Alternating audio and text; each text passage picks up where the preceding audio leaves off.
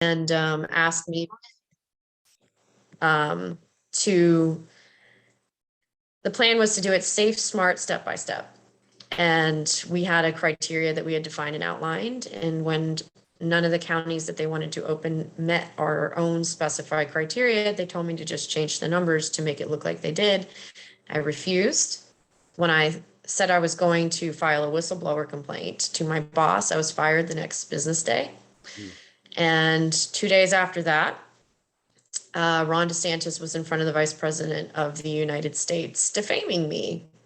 And I got to tell you, I hid for 5 days straight. It was my worst nightmare, that when I was at a hotel trying to hide, I went down to the lobby, and on all 3 of the obligatory news channels that they keep in the hotel lobby, you had Fox, you had MSNBC, and you had CNN. There was this unflattering picture of me and my name on every single one of them.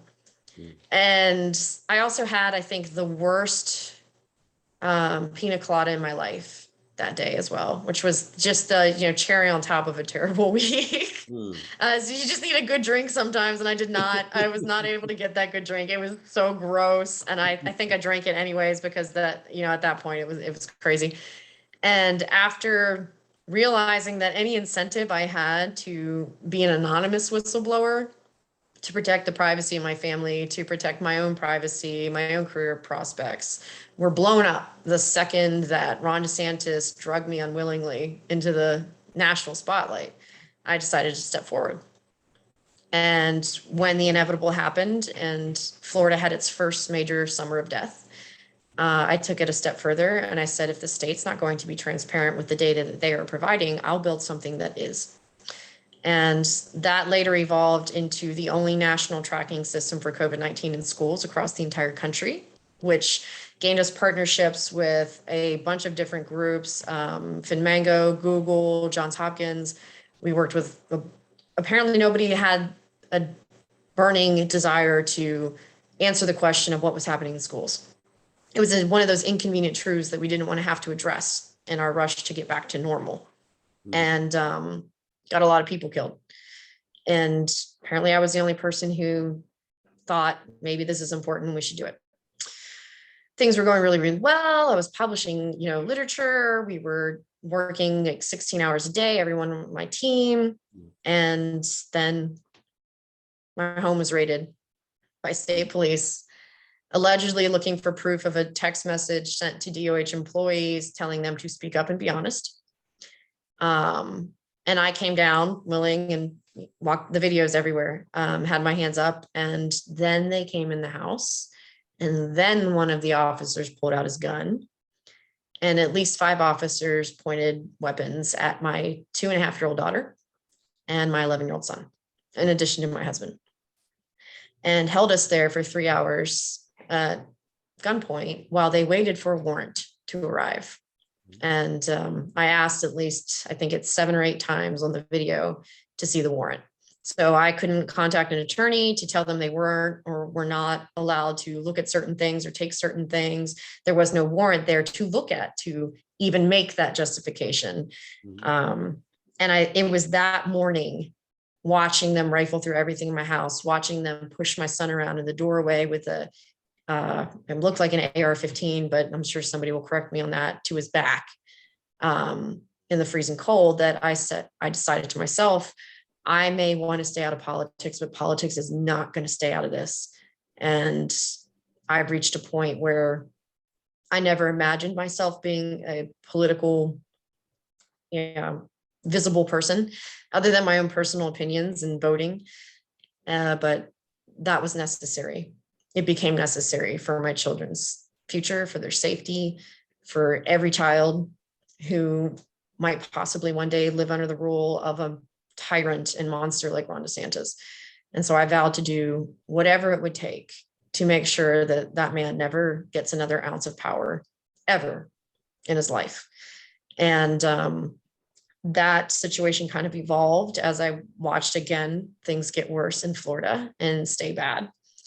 and especially in rural areas in the Panhandle, which is, very close to home to me. And the place I always said, if I was a rich person, or won the lottery, because, that's what we poor folk do when we have no money, we dream about what we do if we won the lottery. Right. And I said, I'd live here. And it feels like small town, like where I grew up, very rural. It's not overly developed. And I understand the culture here better than I would, just throwing a dart at a map. Mm-hmm. And I grew up on the Gulf Coast, and 2 of my 3 colleges were on the Gulf Coast between LSU and Florida State. Mm-hmm. So, of course, I went to Syracuse for undergrad. So that's a bit of ways away, but I did my degree and I got out. I was like, it's too cold. People are rude. I'm from the hospitality state. We were polite to people, and came right back down south. Mm-hmm. So I moved here last year and started to get an idea for what I wanted this campaign to look like later in the spring, early in the summer. And after some very deep soul searching and long family talks, decided that this is worth it. Mm-hmm. And I got tired of watching people like Matt Gaetz just build their power, build their wealth on the backs of the taxpayers and do nothing for us. Mm-hmm. And even worse, use their power to cloak their own criminal behavior so that they can continue to get away with it. And I found myself asking, is somebody going to do this? Is somebody going to step up? Somebody who can actually win and challenge this guy? Mm-hmm. Or is it going to be another, sacrificial lamb Democratic candidate who is not going to pull in maybe more than a third of the vote and, nothing changes? And then someone asked me close to me, said, well, who are you waiting for? Mm. You do it. And at first I was like, I'm not a politician. I didn't go to law school. I'm pretty sure like 90% of politicians went to law school. I took 2 classes at law school and decided that's not for me. I'm sticking just with the science. And I thought, you know what? Some of the people who are in Congress, couldn't tell you basic biology. They couldn't tell you a chemical compound of anything in the atmosphere. And if you don't understand how our planet works, the basic physics of our planet, you're not going to understand how people living on it work either. And I was doing myself a disservice by not recognizing, what, I don't have to be an expert in everything. It's about building a team of people who are trusted people who live in your area, who can provide that expertise if you don't know something, instead of being like Matt Gaetz, who just will make something up in the middle of a press conference about a field he's never asked anybody anything about. But as scientists, we kind of have that hesitancy to speak on issues in which we're not a subject matter expert. And so I kind of felt like I'm not a subject matter expert in politics, but half the people out there aren't either. And at least I would be somebody who's well-intentioned, who wants the actual people in my district to live better lives, happier lives, freer lives than anybody else who's running. And so we built a campaign off of people.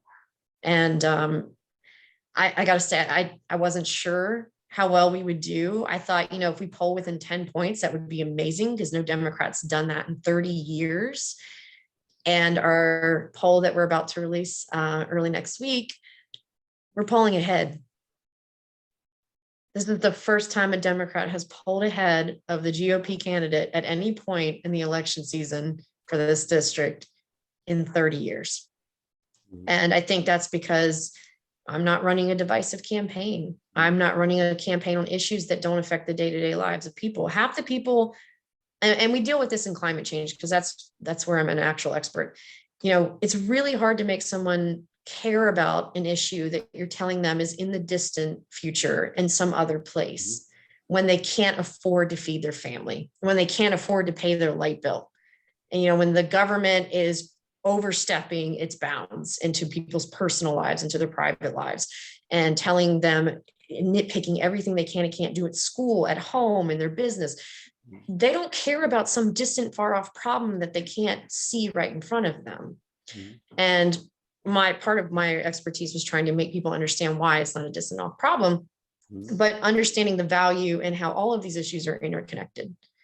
And excuse me, I'm interrupting you for a moment. But one thing I did want to ask you, like you're a numbers person and you come from a science background. And at the end of the day, a lot of political campaigns kind of get down to the numbers, really. And we know in Florida, and I've done campaigns around the state, and there's always an issue in the Panhandle about how it performs, Democrat versus Republican, and et cetera.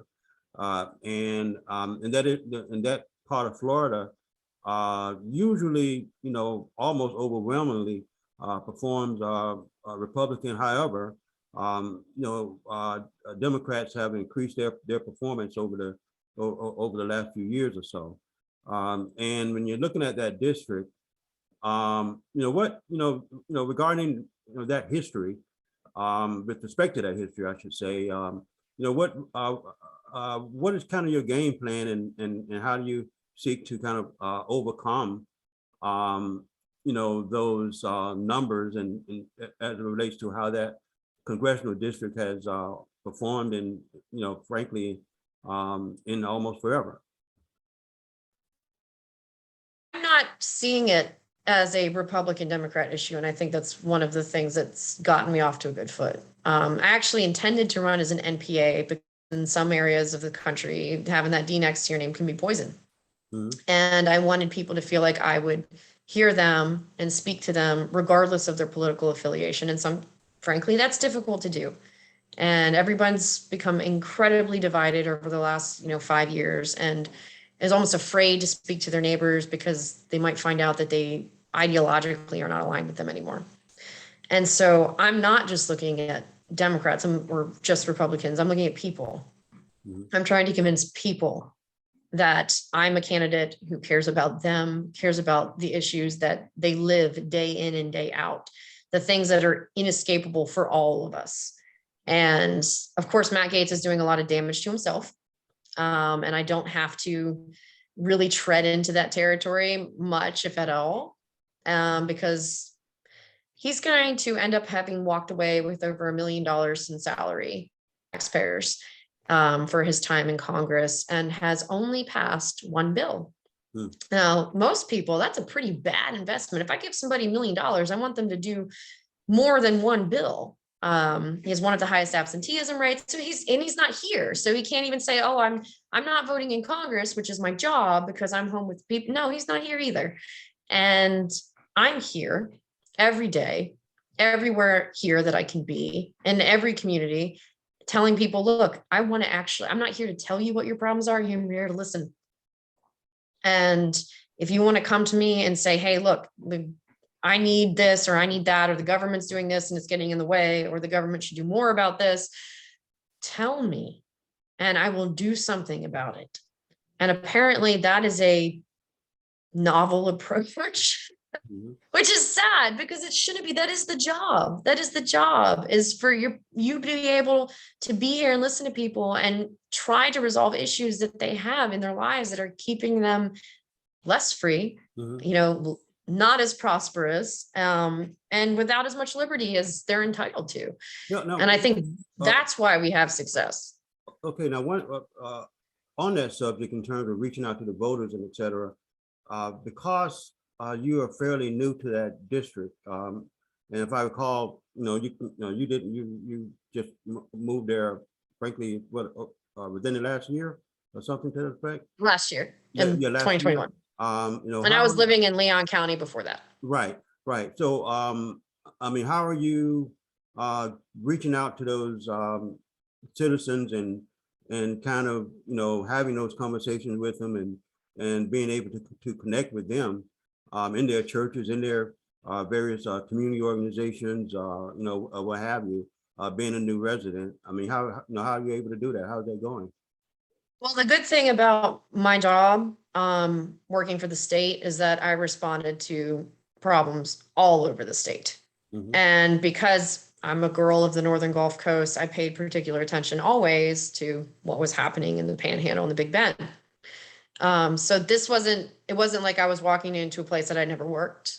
Mm-hmm. I responded to Hurricane Michael. I was on that team. We worked with influenza epidemics 2 years in a row. We did the hepatitis A outbreak. This was a state that I was all over all the time, working in a disaster response capacity. But even before that, my graduate work, both for my PhD and my thesis, were focused on this area. So as early as 2012, I was doing land surveying from Galveston over to Cape San Blas. And so this is a place I've been present for a long, long time. And I'm fortunate enough that through my work with COVID, I made a lot of inroads to people who are community leaders already who were trying to get information. Even when I was still at the state, county directors of emergency management or county health directors would come to me if they asked about what our data was. And so that was a response is to meet people when you can offer a solution to a problem that they're and have that mutual respect and that mutual foundation of trust. And so that is part of the reason I already had a foundation of support pretty much across the whole state, but especially here. Actually, the schools tracking project that I mentioned earlier started in Crestview, which is in my district, when a pregnant ESE teacher in a summer program caught COVID. That it was born from Florida's first district, this huge project with Google all over the country, unprecedented in what we did, started right here. And so if I went to maybe Tampa, I wouldn't have any, close ties at the moment, but this is my backyard. And I've been working here for years. And so that's a really good inroad. And plus I have, because of who I am, a lot of people who are willing to step up and fight right beside me as soon as I decided to come here. And that's been a blessing. Okay, speaking of that, there are two things actually. Because you do have name ID, which frankly, any candidate running for any office, they would pay good money for name ID, like name ID that you have in the state and in the nation.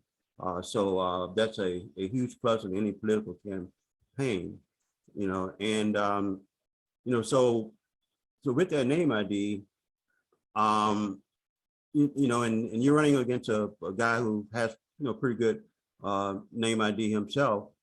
What are you hearing from voters in terms of him as a congressman? Do you get a sense that that they're kind of ready to give him the boot, or what are you hearing?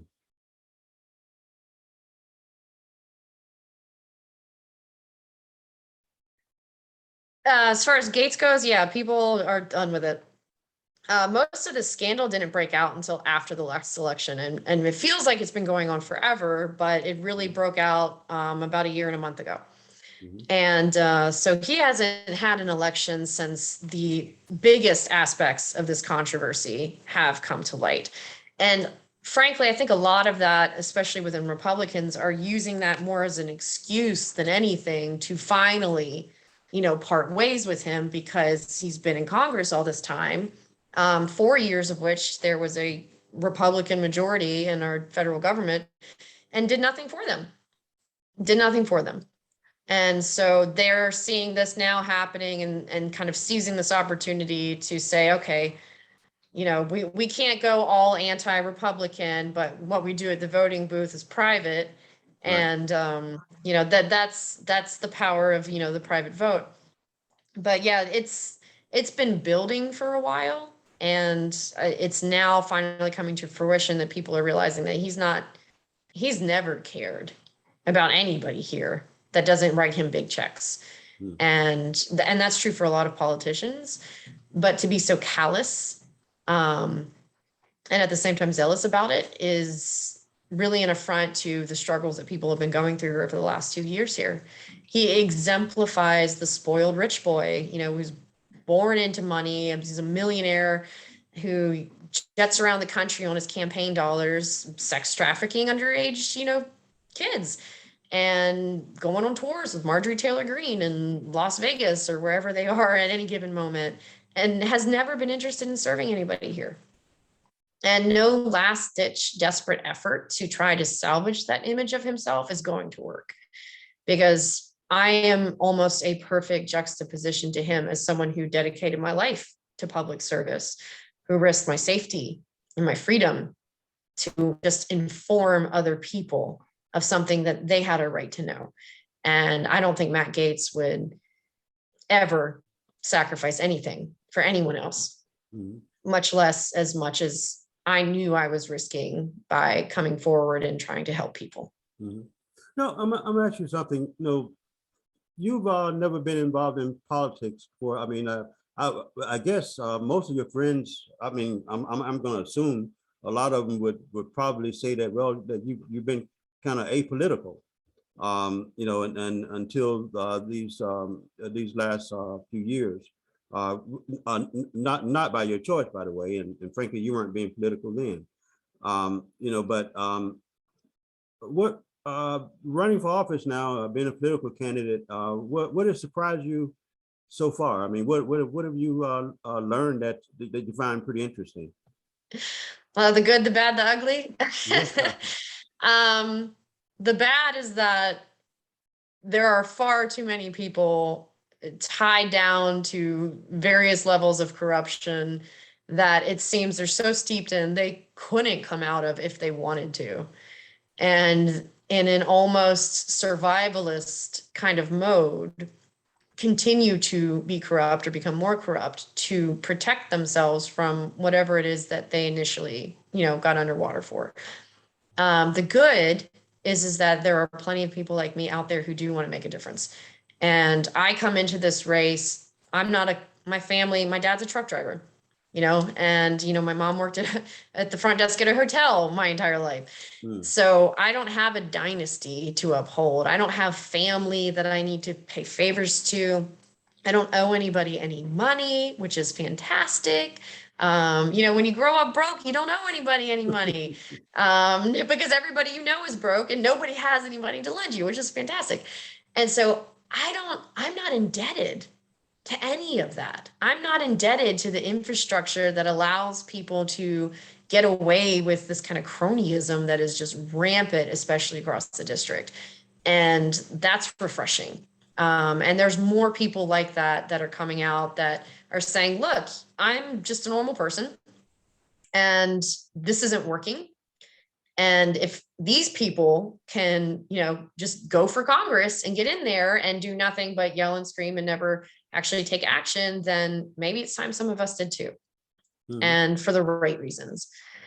And of course, the ugly is that there's a criminal underbelly to so much of the Republican infrastructure in this area. I mean, it goes from our state house representative in my area, to local candidates, school board people, that it's shameful.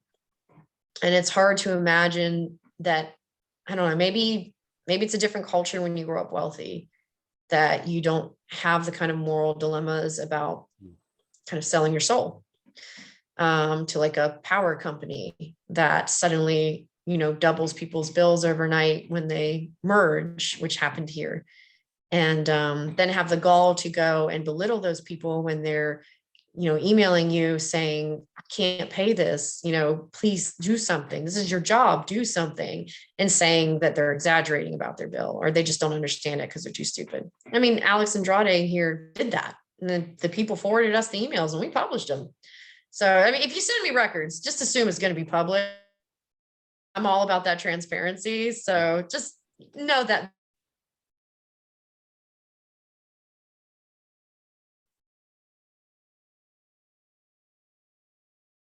privilege Mhm. to just disconnect every, and that's the worst part.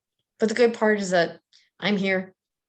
There's other people here who are standing up and saying, nope, we're done. We're done with for some on a horse. We're imperfect. We're new to this. We're figuring.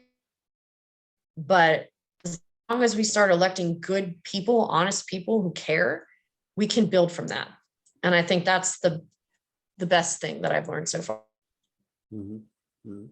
No, one thing I would say in listening to you, I get the sense that you're someone that if you were serving in Congress, um, you would really read the bills, you would do the research, um, and you would have something to say uh, intelligently about how the bill is impacting your constituents.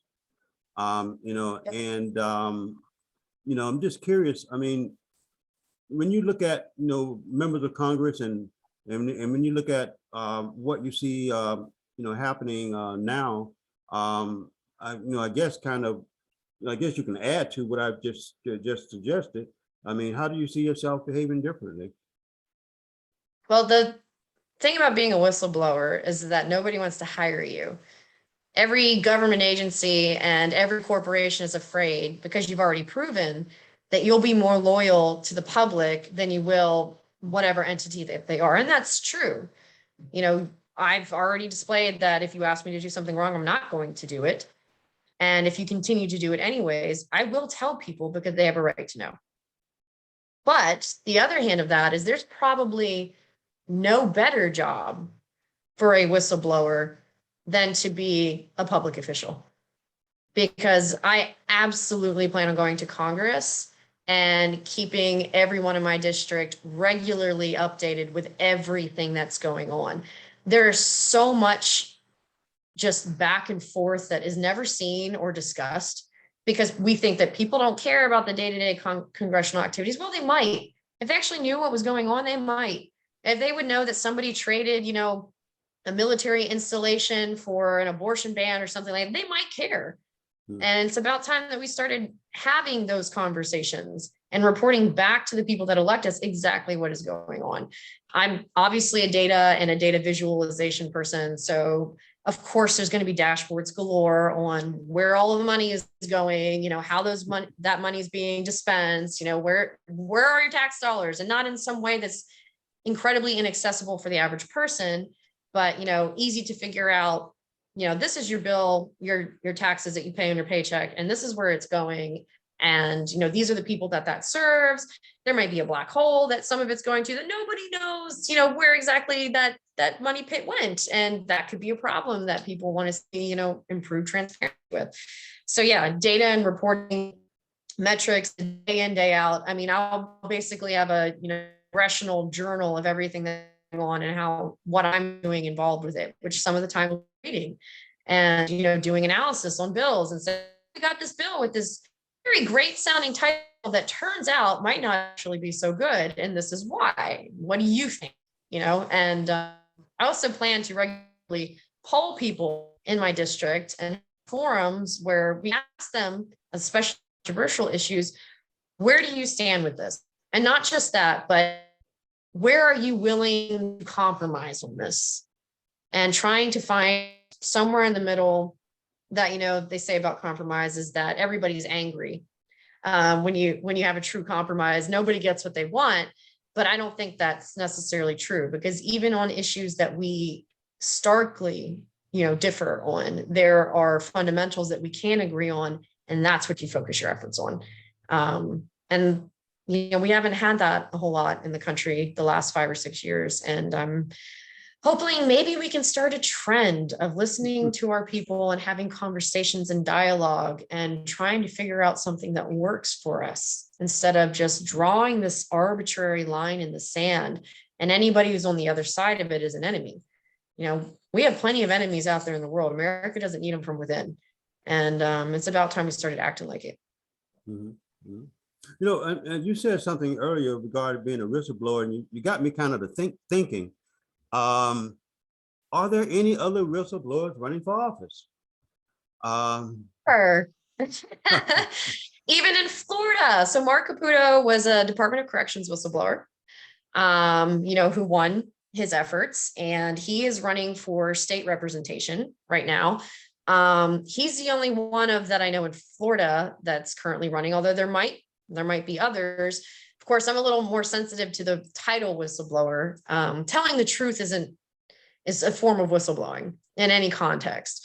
But in Florida, there's an actual legal definition of what a whistleblower is. And the state of Florida has to grant you that title and its protections.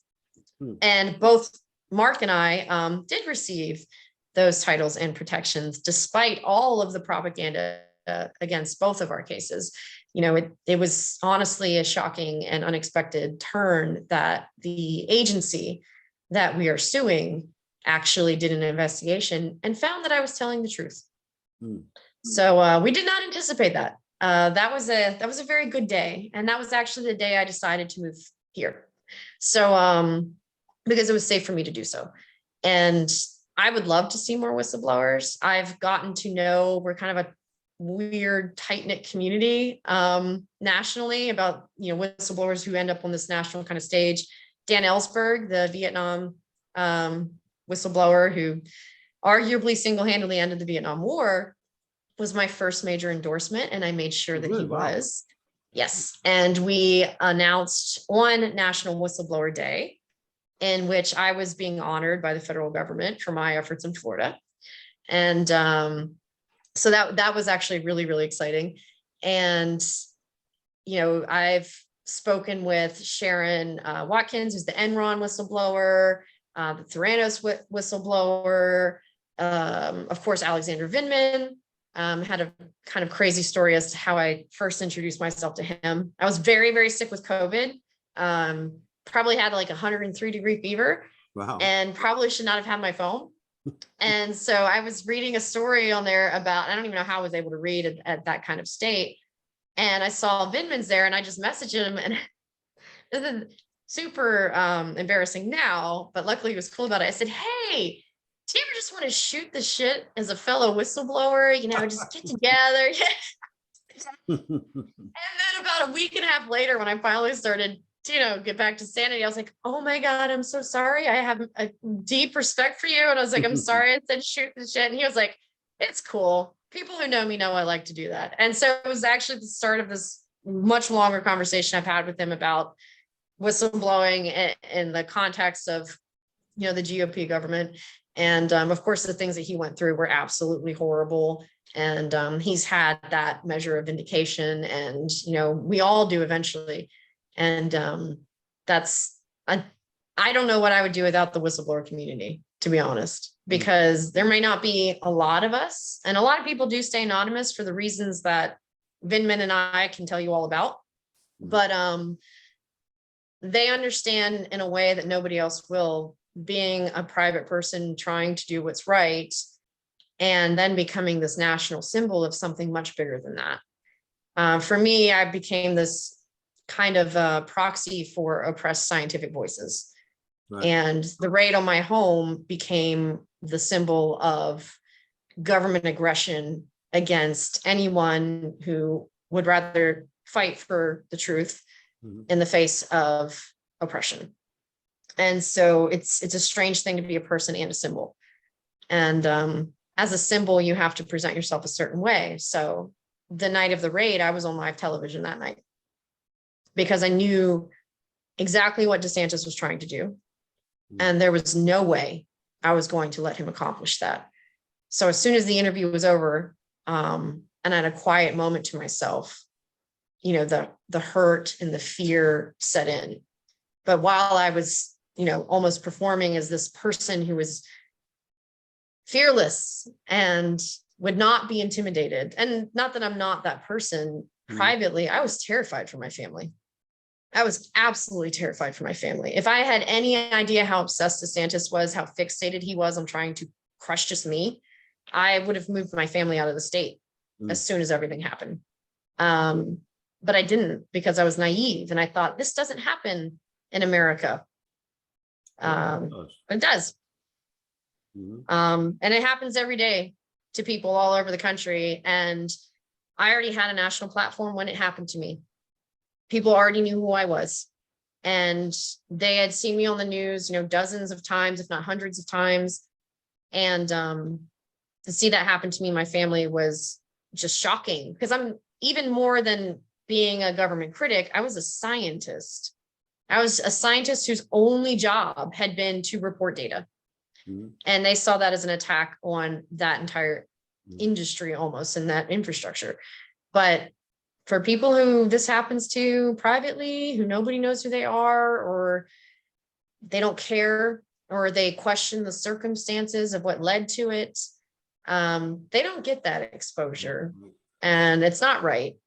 We had a similar incident that actually turned out much more unfortunate here in Pensacola a couple weeks ago. No knock warrant, 4 a.m. The police bust through the front door. A father who's alone at home with his 1 and his 3-year-old, shoots a warning shot at what he hears is people breaking into his house who did not identify themselves. And as soon as he realizes they're police, he puts the gun down, and they have charged him with attempted murder of a police officer. And while they had his 2 children in their possession, one somehow managed to fall off the back of a vehicle, the 1-year-old, and when his mother came to pick him up, was bloodied and bruised so badly that he needed to go to the ER. And the police tried to convince the mother not to do that. If you drop your 1-year-old from a height of more than 3 feet, you go to the ER. That's like the parents' playbook. Right. You know, it's like especially if there's swelling on their head and a busted nose and lips. And the man got fired the next day. And this was for a warrant for a non-fatal incident that he's not charged with and wasn't the subject of the investigation. No, So, and so they ruined his life. And will they ever pay for it? You know, he doesn't have a video, and I'm sure if he did, that would be something that we could all have. But when it happened to me, I made sure to share the spotlight with. Imagine how many times this happens that you don't see it, or that the person that it happens to doesn't look like me. Yeah, and I'm glad, and have your outrage for that too. I'm so glad you mentioned all that, because leads me to 2 questions. First, how are your kids? Because I'm one of these people. I believe that traumatic things like that, when they happen, in some cases may be one of the few memories that you have when you're older, because they're so traumatic. Those memories stick with you so long. That sound like a traumatic thing. And also, second question, which is very different, is while you're out there campaigning on the campaign trail, candidates have this thing we call a stump speech, and you have your platform and all that. What's your stump speech? What are your 4 or 5 key items that you're talking about that you want to accomplish? Let me close this window because everybody has decided to mow their lawn real quick, and then I'm going to just come right back and answer that. Okay.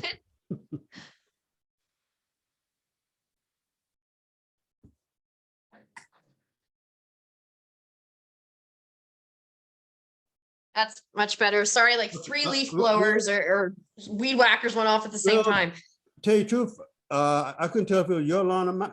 I got the same thing going on, by the way. I'll just let you know. Yeah. But yeah, so, my daughter was only 2.5 when this happened. And so it's, even though there is medical research to the contrary, I, as a mother, still have to hold on to the hope that she was too little, too young for that to have a lasting traumatic impact. So maybe I'm trying to hope that the science isn't complete on that issue, because as a mom, I don't, that's hard. That's hard to think that my kid, who's basically a bright ray of sunshine that just fell to the earth and is just this positive, happy, energetic baby, might have emotional scars for the rest of her life that may manifest themselves 10 or 20 or 50 years from now. Right. But she's tough and she's doing well. My son had just turned 11 when that happened, which is, of course, one of those ages where you're forming an idea of what the world is and who you are, right, and how things work, and might possibly be the worst time to experience something like that. Yeah. And for him, hasn't been as easy. In fact, it's been really hard, and to an extent that, for his own privacy, I don't normally get into, but the trauma is very much real. And my son was already struggling before. He's autistic, he has ADHD, and it doesn't have, I think, he doesn't have the same types of social norms that the majority of people do. And so things were already a struggle. And now with this very violent exposure to this, being held at gunpoint, having a 250, 300-pound man push you around with a gun to your back, being forced to unlock your Leon County school computer at gunpoint, for the police. It didn't take long to see that. And I think it's going to be something he'll have to struggle with the rest of his life. And so will I, and so will my husband. And I guess maybe that's why I want to believe that the medical research isn't complete on my daughters, because I would like one of us to be spared the rest of our lives struggling with the trauma of that day. But for the three of us, for sure, anytime anybody would knock at the door, still to this day, there's a panic. There's a sudden just onslaught of panic and fear that, they're back, or this time they'll shoot, or this time, they'll shut me up for good. And I'd be fine if it was just me. I mean, I'm not cool with dying. I don't want to die, obviously. But, I accepted earlier on that was a risk I was taking by opposing, a tyrant like DeSantis. But that was supposed to be my risk. That was supposed to be my sacrifice, not my kids. And so it's a struggle of my own naivety and realizing that how stupid could I have been to have thought that a man capable of so much wouldn't go for the one thing that he knows I care about more than anything in the world, which is my family, my children. And there was nothing else to take from me. Like I said, I don't have money. I don't have power. I have my education, which you can't touch. And I have my family. Mm-hmm. And so that's what he went for. And he thought it would shut me up. And there were honestly days where I thought, maybe I've taken this too far, especially around that time. Maybe I have taken this to a place that no person should have to deal with. And I almost did quit that week after the raid.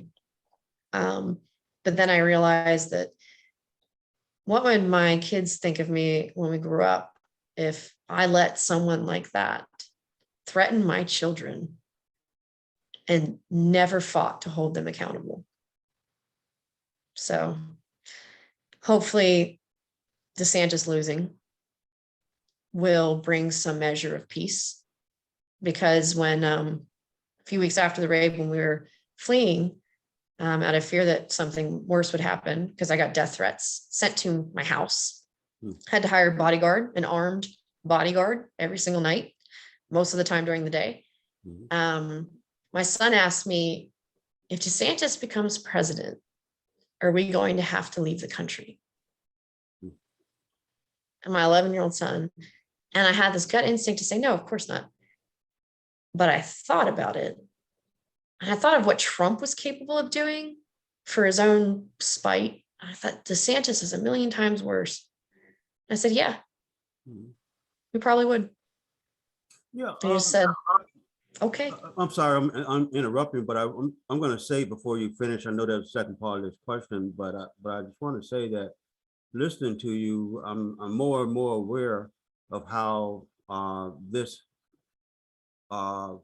was and personal, or it felt personal to you, and it looked personal, I think, to a lot of people.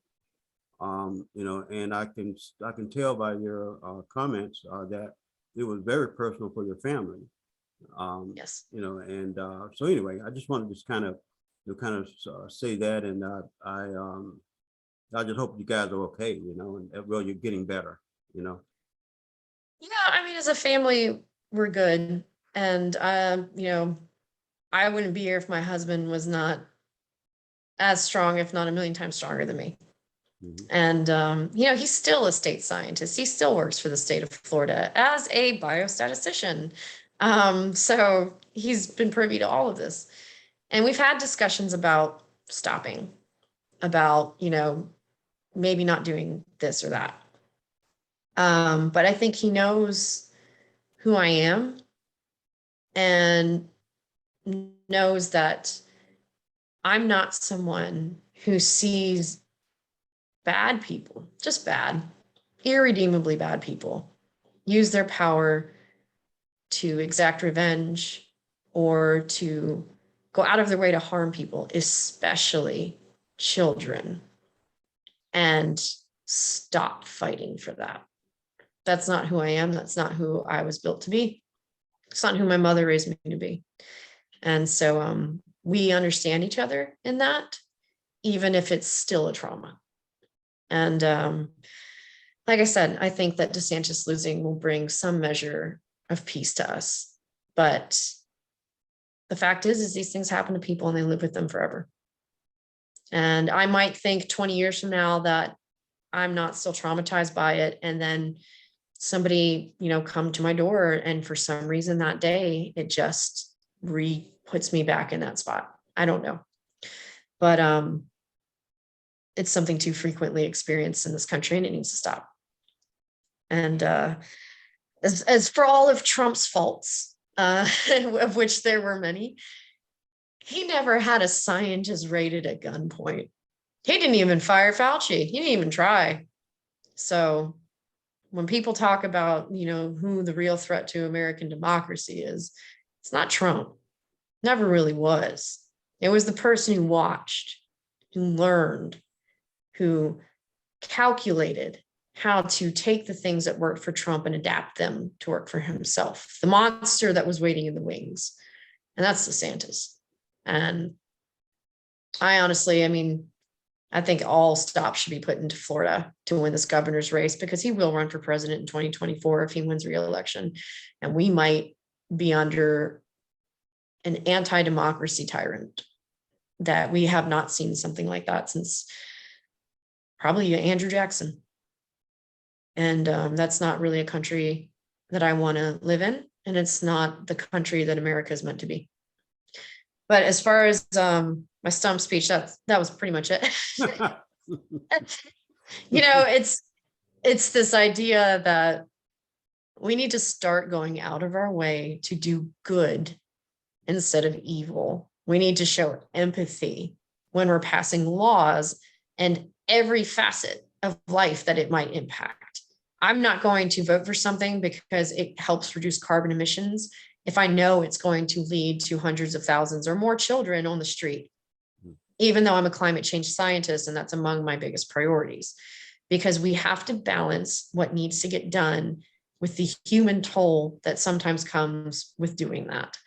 And I'll never do anything that I know is going to hurt people here unnecessarily, and I'll try to do, the least amount of harm as possible in every way. And you're certainly never going to see me sponsor or propose bills that target certain groups of people to cause harm the way that we see now. And I'm obviously biased towards the environment because, that's what I went through all that schooling for. And it's something that Florida cares very much about. And it's also something I see through the lens of all my work in disaster response and preparedness, because whether it's a affordable housing crisis or a hurricane, it's a disaster to someone, and it needs to be treated with the same urgency, diligency, and respect, no matter what that crisis is. And I guess that's the second part of the stump speech. Yeah, and I appreciate it. But I think that all too often, to your point when you were talking about climate change, and I've been involved with renewable energy policy for some years, and in other policy areas, there's always that balance that we kind of have to try and strike. There are things that we can do, but by doing them, there's a lot of carnage we leave in our wake. And sometimes by doing them, you may be saying, "Oh, I love the small guy," but at the same time, what you're doing is you're stopping the small guy from getting a pretty decent job that he may need in a rural part of America, or on a factory floor, or something of that nature. And I just want to mention those things to try to to get some sense of how are you going to communicate to the voters in that district whom have continuously they voted with with the other side, with the far right, you know, and you know, how are you going to communicate with them? The same way I talk to everybody else as people. Mhm. You know, at some point, you know, we started on this earth as blank slates, Mhm. and our experiences and the exposure we've had has led us to be the people we are. But there is a way to get back to the things that connect us. And in order to do that, you have to really be willing to set aside your ego, you know, any kind of elitism that you bring into it, any kind of, you know, well, I know better than what they're saying, or I think what they're saying is wrong. Why do they feel that way? That is the question that we have to ask ourselves, not, you know, what they think is wrong. How did they end up in a place that they think that that's right? And how do I get to that place with them to help them understand why I feel the way that I do? Because like I said, empathy is the most important thing. Because once you start to have empathy with other people, you can disagree with them and not hate them. Mhm. And that does not seem to be a place that we're at. And I mean, for a lot of these places that have been religiously voting Republican, what has that gotten them? That's the first thing we ask. What did they do to make your life better? How did they help you feed your family better? How did they help bring your rent price or your mortgage price down better? What about your life is easier because of these people you keep voting for? And why do you think I would ever risk your family's security, financial health for any agenda? Because I wouldn't. And I've proven that. And they haven't. They've had the shot. We've been voting faithfully Republican in this area for 30 years. And all we have for it is housing that we can't afford, healthcare that we can't afford, some of the most polluted and contaminated water in the country. And we don't have a representative in Congress fighting for those things. And they need that. And I think they know that. We see a lot of Republicans who are worried about housing prices, and especially rent prices, and especially medical costs. And there's really only one side that's been advocating to reduce those costs for years now. And I'm not saying it's easier, that it always works, but fundamentally we're still people. And I believe, despite everything I've been through, that deep down, most people are good and do not want to hurt each other. There might be a block that isn't that way, that you can't reach. And that might be a hard reality of the world we live in. But I refuse to believe that's most people. Mhm. And if anybody has a reason to believe otherwise, it's me, and I don't. And I'm trying to tap into that goodness within people's souls that says, yeah, I get angry when I hear about immigration or when I hear about this, but it's not worth everything else that we lost in the process.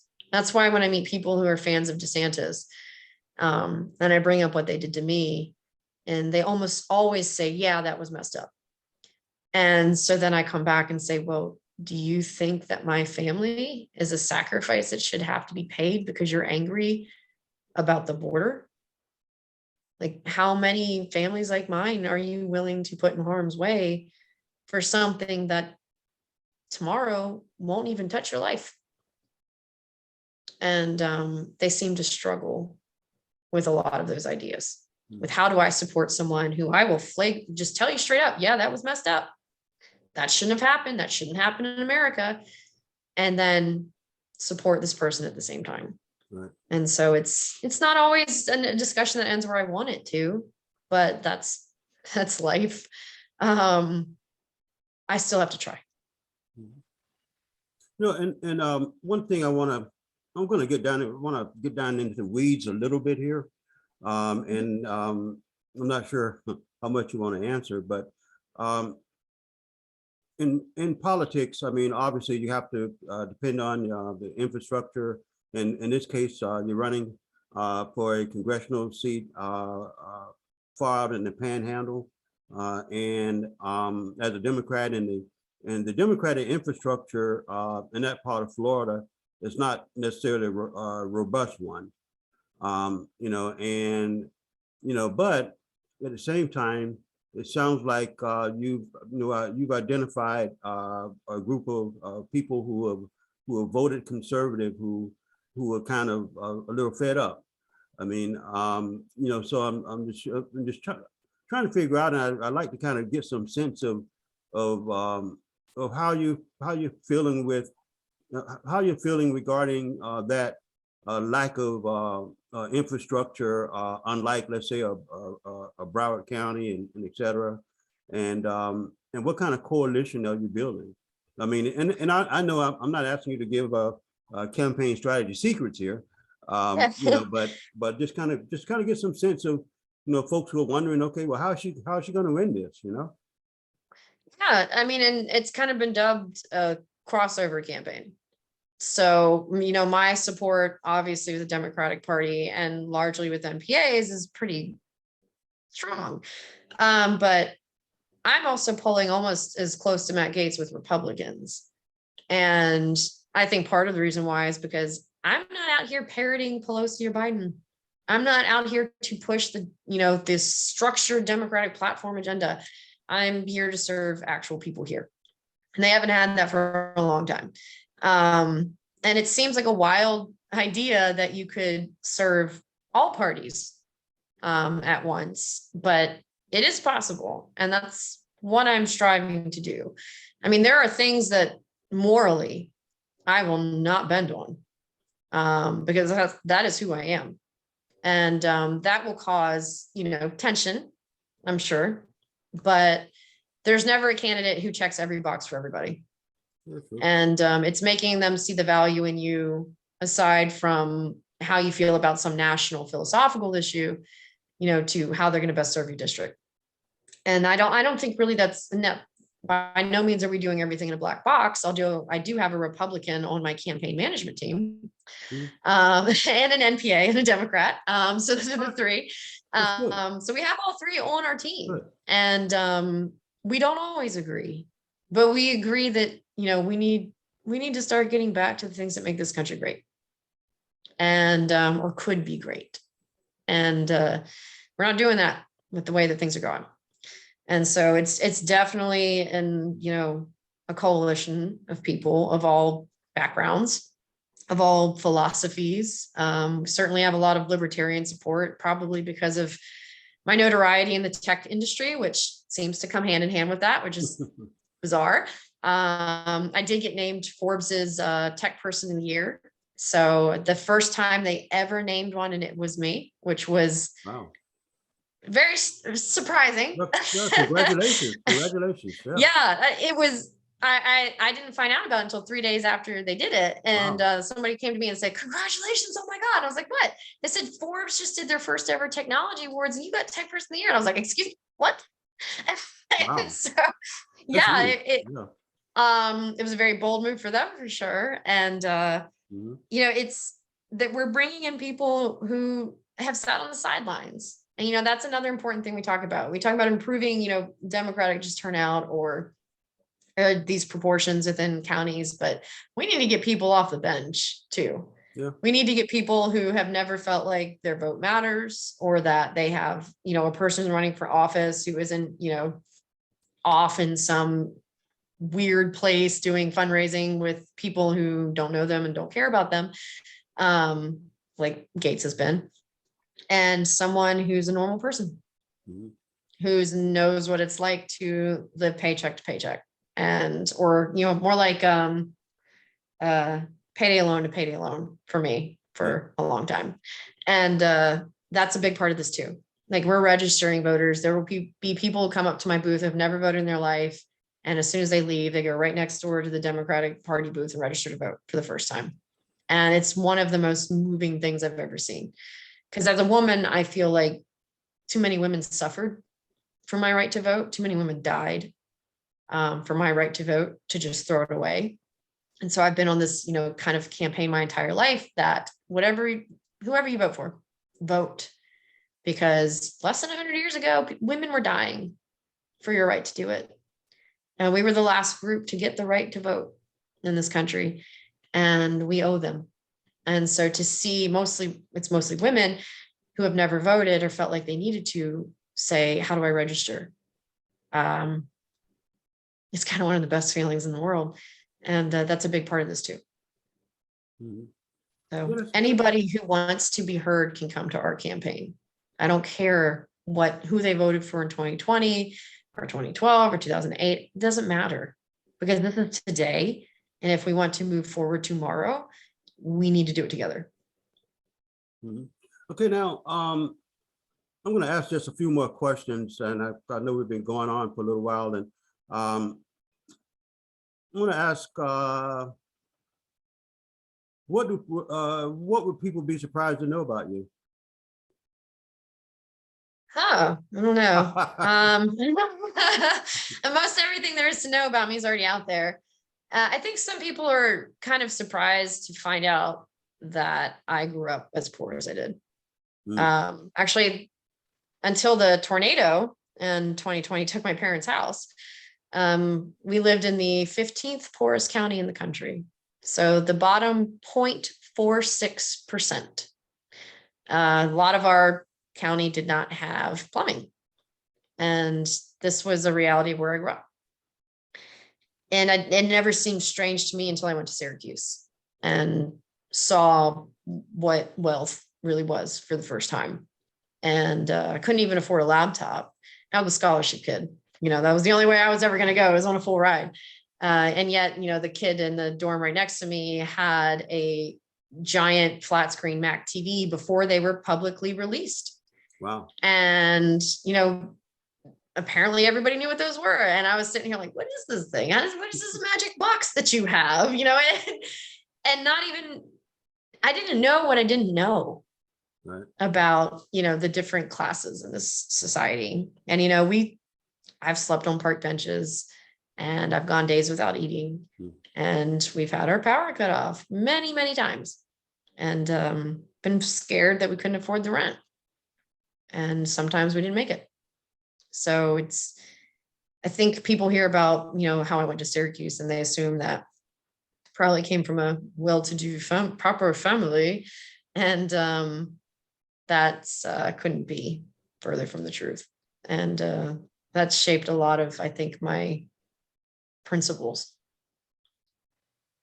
Well, that's really important. And I'll just mention how much I really thank you for attending the event yesterday evening, the Dream Foundation. We were focusing on Black history, and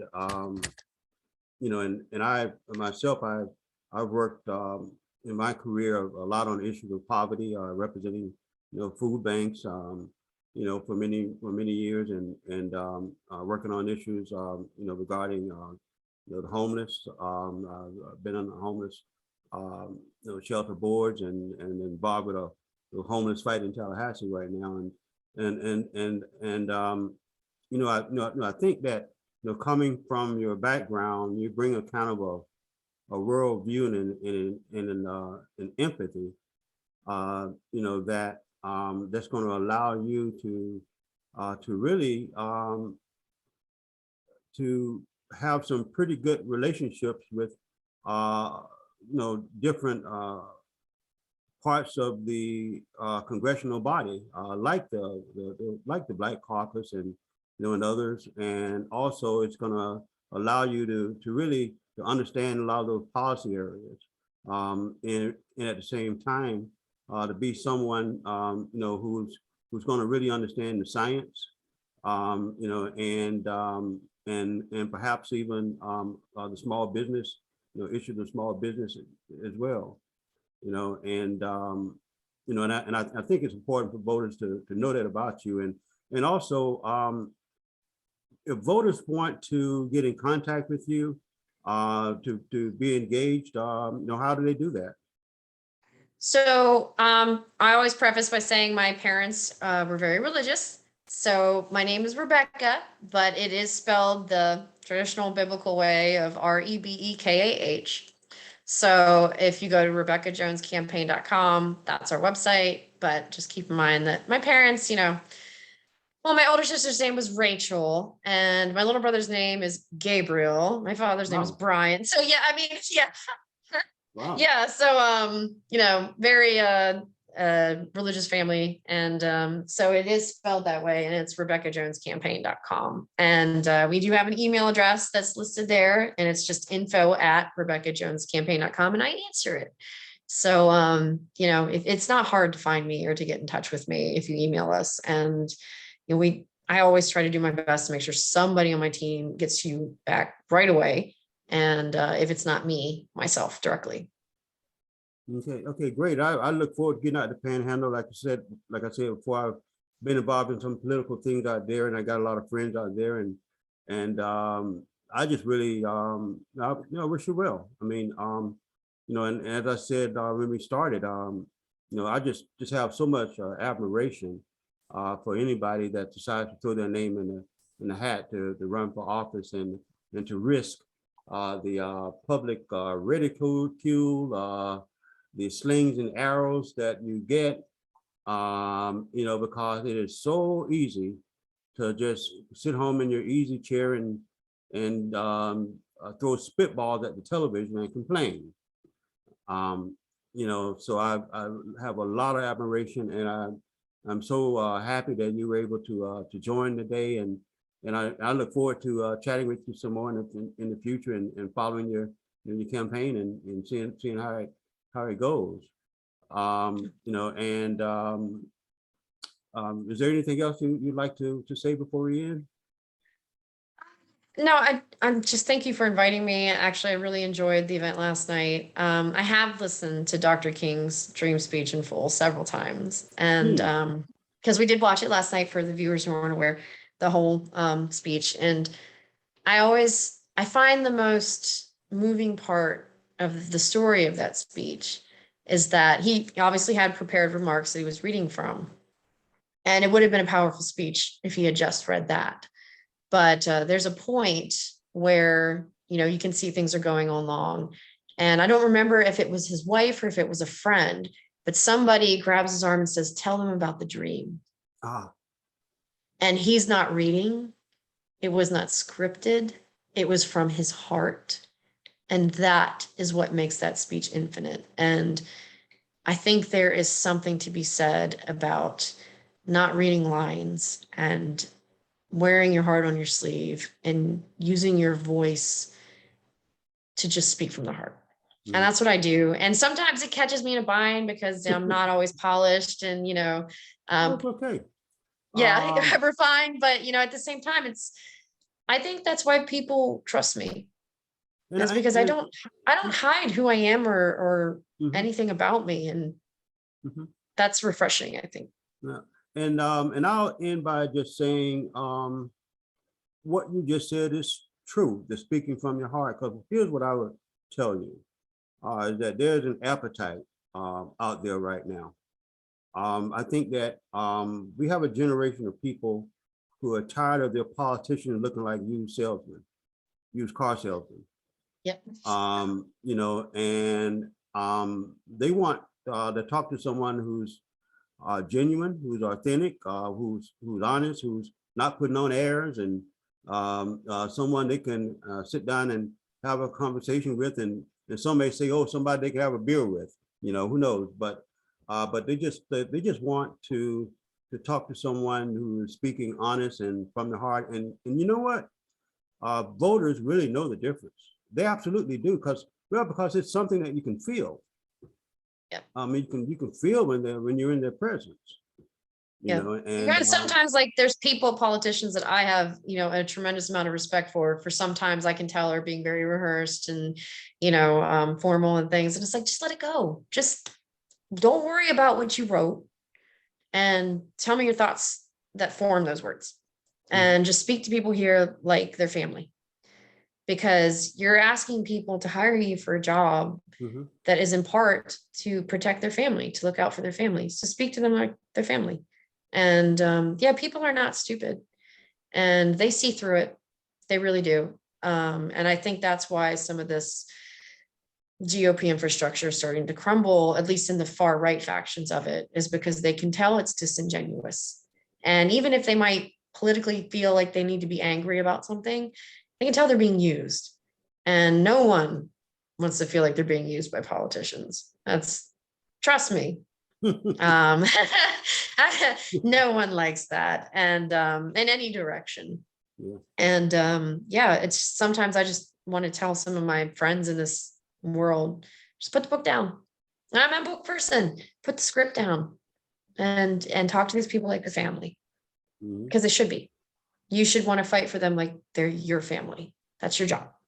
And maybe we can convince more people to do that. Although we probably will have a lot more gaffes and straying conversations, as I am known to get myself into, one thing starts to one thing and we don't stick on script. But that's who goes to a dinner, to see their brothers and sisters, at Thanksgiving, and has like a set schedule of the things that they're going to talk about and the allotted time that they're going to spend talking about it. And, we cannot deviate. And no, let's just be more human, I think. Absolutely. Okay. And again, I want to thank you. And you left your information with folks, and best of luck. And I'm sure that you and I will be chatting again sometime, and you have a wonderful weekend. Okay. You too. Thank you. Okay. Bye-bye.